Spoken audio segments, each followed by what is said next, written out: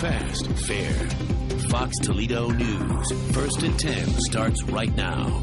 First at 10. It's a story that's gained lots of national attention. A Harvard professor claims he was arrested in his own home because of the color of his skin. The controversy has people talking all over the country, including right here in Toledo. In 2009, does racism exist? Yes. Does racial profiling exist? Yes. Authorities are looking into whether that's what happened in Cambridge, Massachusetts. But the story has people discussing issues of race, especially when it comes to law enforcement. Tiffany Tarpley spoke with a local community activist and former police chief. She's live with more.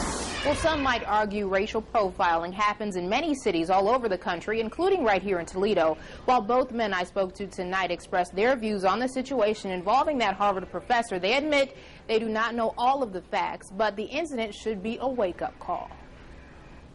You've probably seen the story. 58-year-old Harvard University professor Henry Louis Gates Jr. claims he was the victim of racism after a white officer went to his home to investigate a burglary. When a neighbor calls and says, I think somebody's breaking into my neighbor's house, and calls the police take those kind of calls very serious. Wayne Seeley teaches criminal justice at Owens Community College and has spent more than 30 years in law enforcement. He says when responding to the type of call in Cambridge, there are many things going through an officer's mind because it's a potentially dangerous situation. What is the person's level of aggression? Are they a threat to me? Am I alone? Because you as the officer have a legal right to ask them, who are you? Why are you here?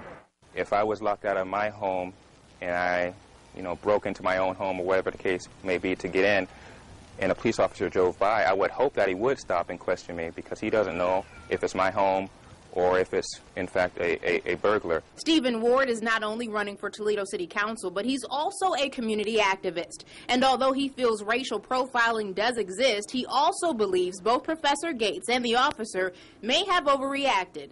But Ward says the situation has created an opportunity to talk about racism. Until we address it, until we sit down at the table and be able to learn from each other, we're always going to be faced with problems, It's very easy to say that anything that happens to point it to, well, it's a race issue. We have to stop that.